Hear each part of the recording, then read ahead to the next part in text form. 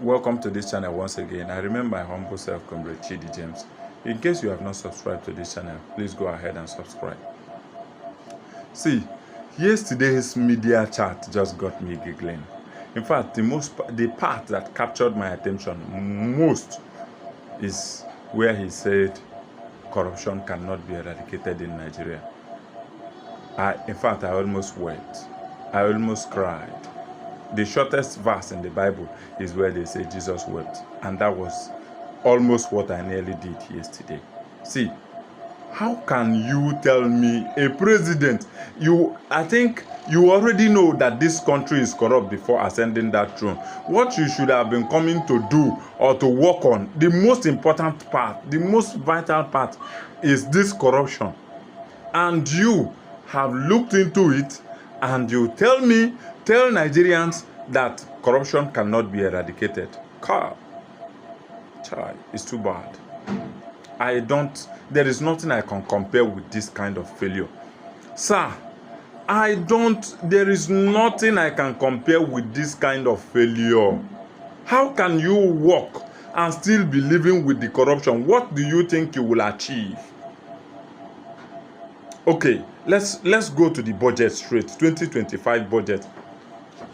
2025 budget. I think this budget actually sums up that statement that corruption cannot be wiped out in Nigeria. If you look into that budget, you see almost 30% of that budget is not for Nigerians. It's for the pocket of the president and his cronies.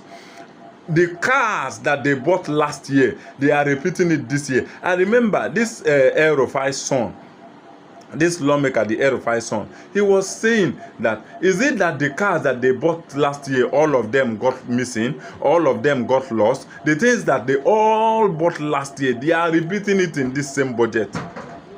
So, if the president can do all this, why would he tell you that corruption will be eradicated in this country?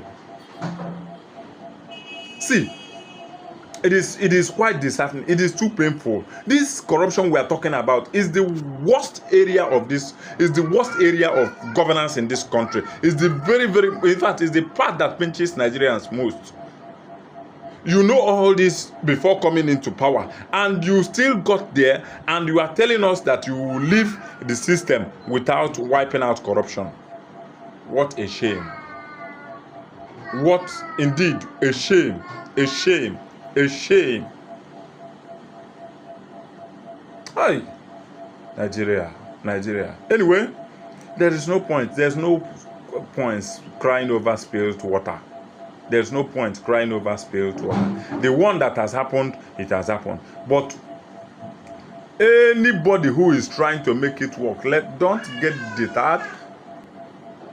Don't get frustrated. Don't get deterred.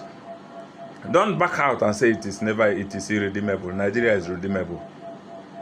With the crop of politicians we have now, we keep trying. A day will come when all of them will be called to account. A day will come when a good president will come and call all of them to account.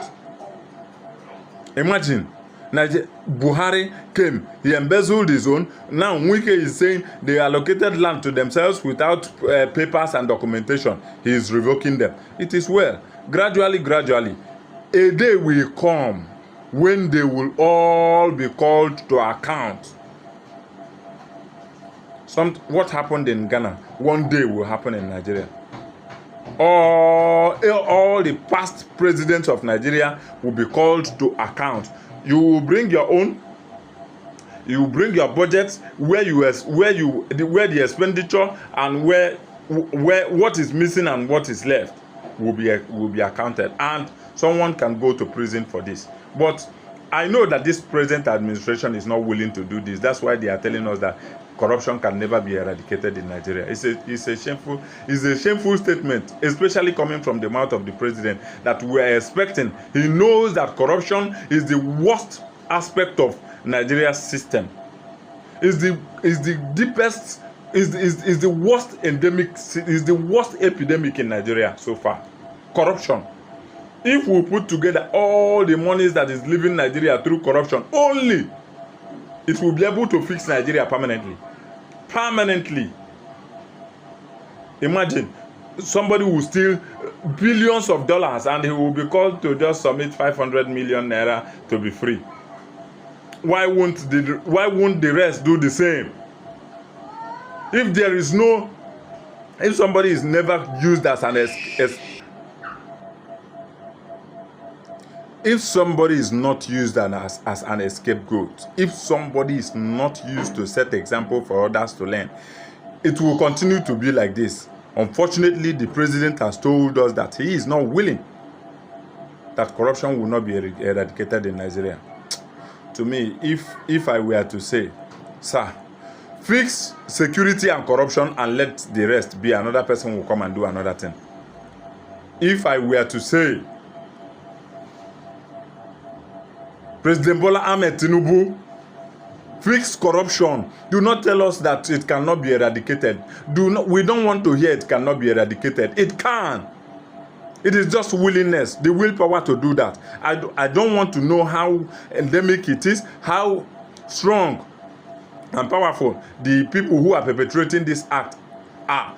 I just know that with the willpower of the executive, it is doable.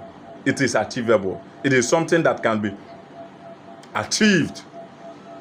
So it is painful and disheartening to hear that corruption cannot be eradicated, sir. It can. It begins with you. If we don't hear all this blah blah blah, hula blah or hula balloons in this budget, then others will be in their own corners and they will be adjusting. They will not be thinking of how to run a corrupt system, because when they believe that they will be apprehended, the president will call them to account, the FCC will be there to arrest them, this, that. See, even when we have all the security operatives and have all the operating mechanisms to fix this, yet we are hearing that it is this, oh my goodness. I wish that God will just produce somebody who will fix Nigeria on that. It takes nothing less than 2, 3, 4 hours. All these things they are telling us, it has spoiled, it is too long. See, once we have a determined president, let me give you an instance. When Buhari came back during this civilian administration, a lot of people started adjusting. They think that Buhari is that mysterious person that they were thinking, or he is.